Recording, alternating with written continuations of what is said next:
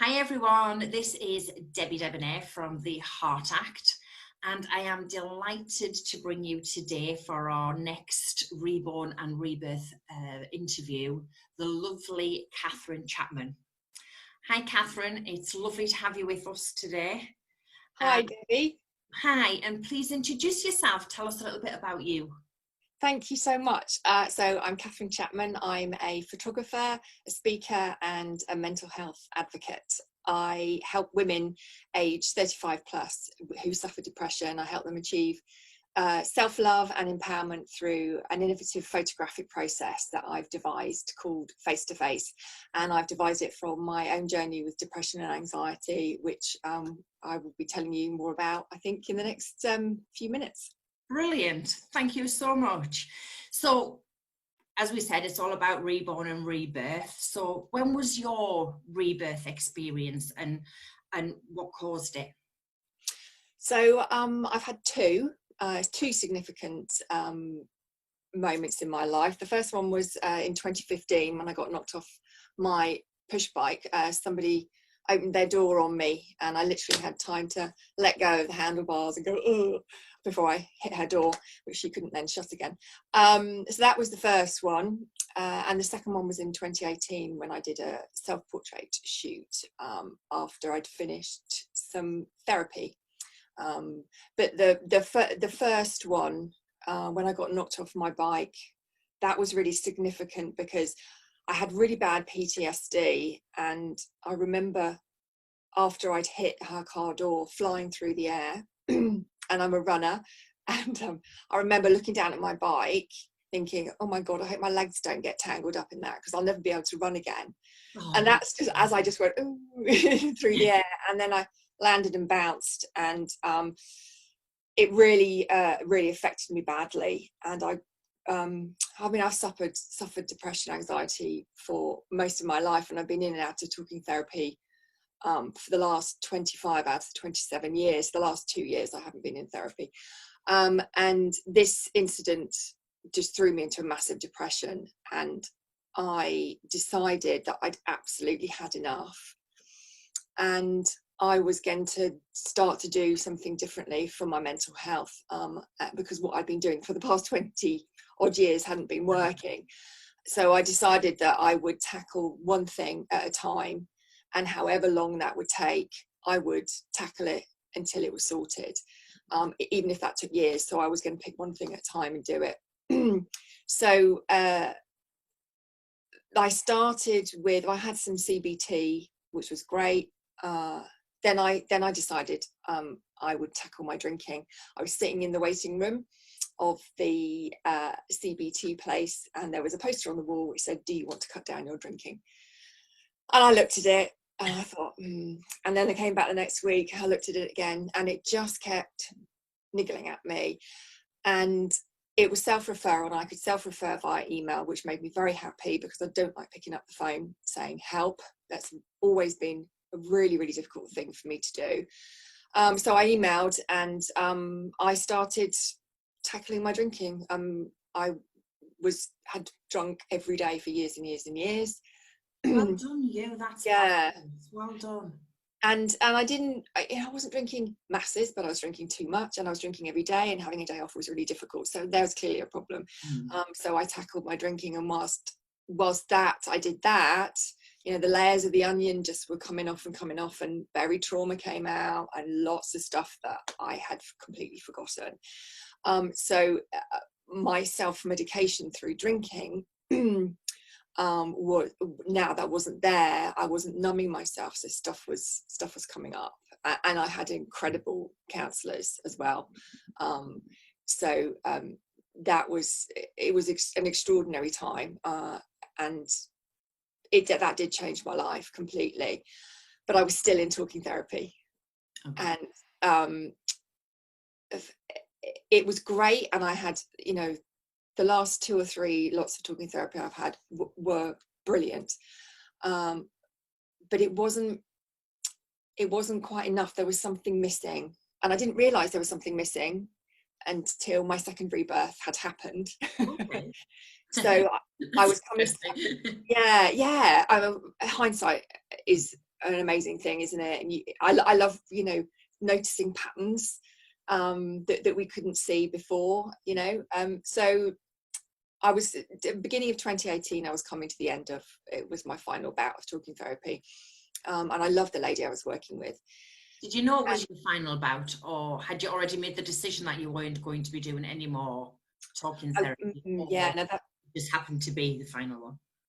Well, it had to be the final one because of what I did next. I didn't want it to stop, but I only had a year with her. And I knew that from the beginning, because it's not private. It wasn't private therapy. It was county funded. So, and then you pay what you can afford. Okay. Yeah, but it's only a year, and I wasn't ready to leave, and I found it quite difficult leaving that until I had my second rebirth. So towards the end of that lot of therapy, I knew it was coming to an end, and I wanted to continue the work, but I didn't want to talk. I was really, really tired of talking. So I'd had this idea in my head for ages for a self-portrait shoot, and it didn't go away. It kept coming back to me, kept coming back. It was actually important for me to have a focal point beyond the end of the therapy.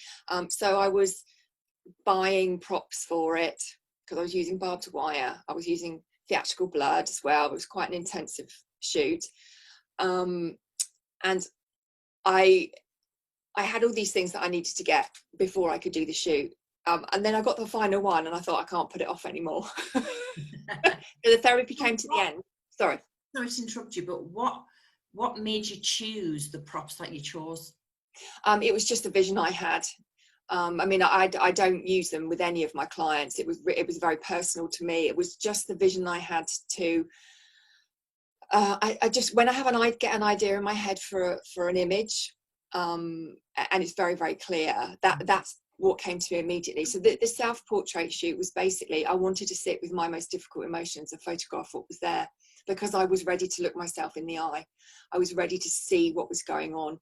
I wanted to find out if everything was as bad as it felt, because it was just all in my head. And you know, you just play those things back to yourself, like, there's always somebody who's got it worse than me, and it makes you feel bad about, and that you shouldn't feel the way that you feel, and all those kinds of things. So I was like, I need to see.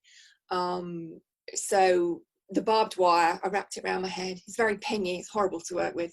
And that was just indicative of my mental health and how it felt, you know, really trapped. And then the theatrical blood was just for, you know, to be really intense, because that I wanted to kind of sit with that, the intensity of the emotions. So I did this shoot. I didn't have a clue what I was going to find. I didn't know what it was going to be.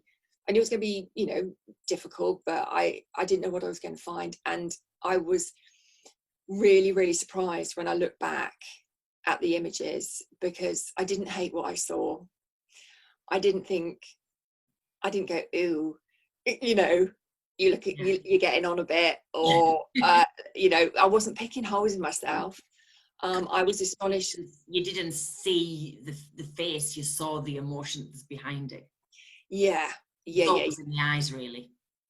Yeah, definitely. And what I saw was a really broken woman, a woman desperate for help, desperate for love and attention. And in that moment, I realised that the only person that could give her that was me.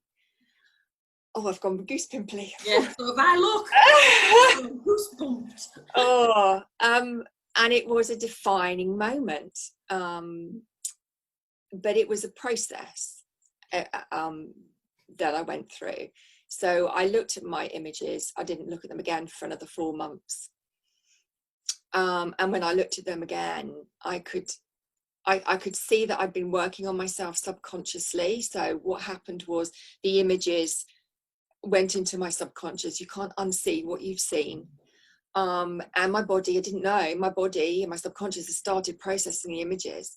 And I didn't realize, but I had been looking after myself more. I mean, I was consciously looking after myself more, being kind to myself. I gave myself compassion for the first time in my life. Wow. I gave myself compassion. I started liking myself. I started loving myself. I started finding out who I was. God's truth, I had no idea who I was. Yeah. Absolutely no idea. I was just something that I thought other people wanted me to be. And it was extraordinary. A couple of months after I looked at my gallery again, I suddenly thought, because I was in such a great place, it was amazing. I didn't expect it to be as powerful as it was. I mean, I went from I was suicidal when I was in my 20s, and that's when I started my therapy. I've suffered 5 miscarriages. Other stuff has gone on as well, and you know, I thought I would be in that place forever. And although the talking therapy was great, I was still there. I was still talking to myself in the same way. But after this shoot, suddenly I wasn't. Suddenly I was being nice to myself. Suddenly I was giving myself the benefit of doubt, giving myself an opportunity to fail and that be okay, or not do everything, not be perfect. Suddenly I felt like I was enough. Wow, that was amazing. That's huge. Huge. I mean, and actually, when 2019 came, that was the first year that I had a full year when I felt like I was being me and I knew who I was. It was so profound. So by the end of 2018, I was in this amazing place, and somebody said to me, why don't you see if you can offer this to other women? And I was like, that's a good idea. So I started the process. I spoke to a Gestalt psychotherapist who's a good friend of my husband's, and I kind of took counsel from him. I said, what do you think? And he said, it's brilliant, I love it. And he gave me some guidance. I put a call out on social media at the end of December, and I started photographing women, because it's for women only. I started photographing women in January, and I spent all of 2019 photographing women to see if they would get anything from it. And it's gone better than I would have ever imagined. Wow. So I'm now in this place where I found my life purpose. That's amazing. And I found which has turned into my dream of helping. You didn't know you had. Yeah. And I have a supervisor who have supervision every month for the work, and she I love this. She calls it wounded healers. And so this is now where my life has gone. I literally have done that. I said the other day, I've to somebody, I've come off my cold, rainy, dark, grey path that doesn't have any sides, that has just wilderness either side, and the distance is fog and I don't know where it's going, and I've literally turned that way and I'm on the yellow brick road. Oh, fabulous. Yeah. Oh, Catherine, that's just wonderful. Thank you. So what would you say is the kind of main difference these rebirths have made in your life? More probably the last one than the first one. I mean, it's completely changed my life. I mean, I found purpose, but I found meaningful purpose. I know who I am now, and I'm kind to myself. And you know, when I look at my gallery now, I still get learning from it. And this is one of the things that I love that I'm seeing from the women that I photographed, is the longevity of the process is amazing, because you just keep processing. It just goes on and on and on, and you have your gallery to look back at. And so my shoot has, it's given me a reason to be.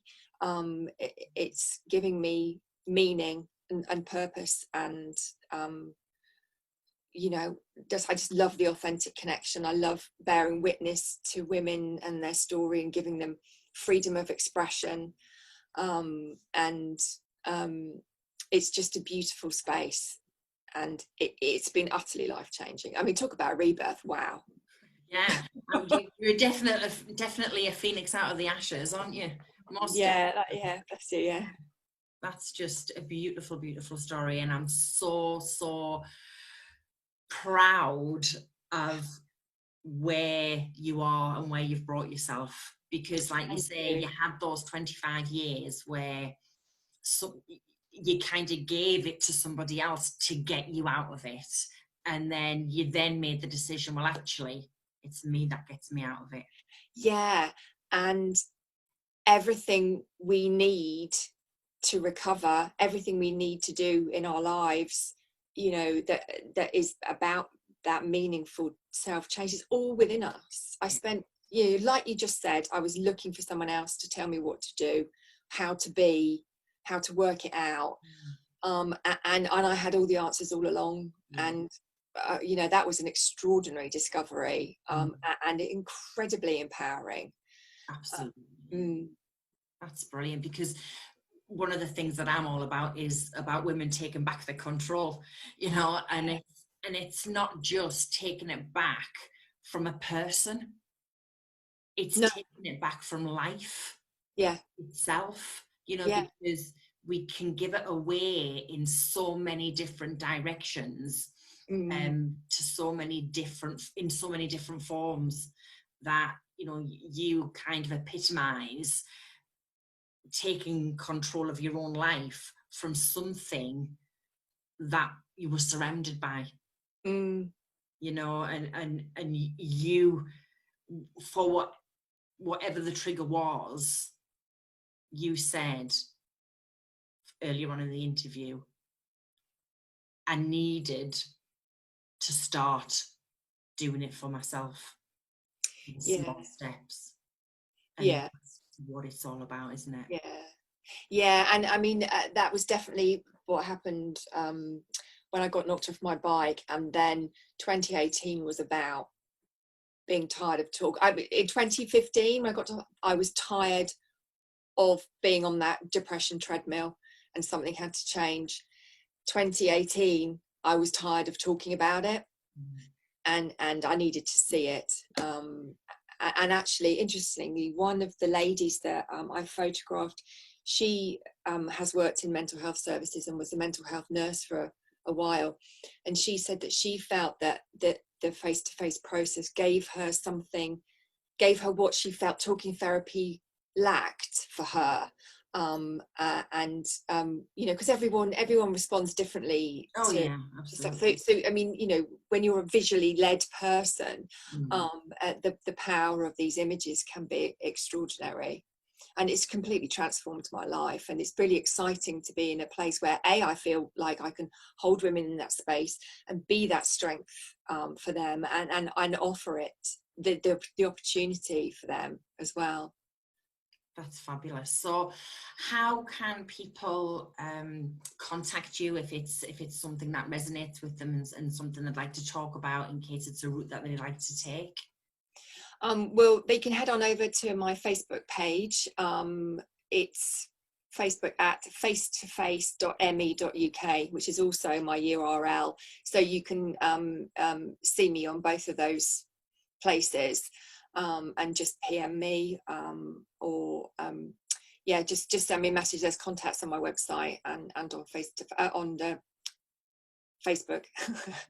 always get them muddled up. I always say Facebook when I say face to face. Is your website address the same as your URL for your Facebook? Yeah, so it's facetoface.me.uk. Yeah.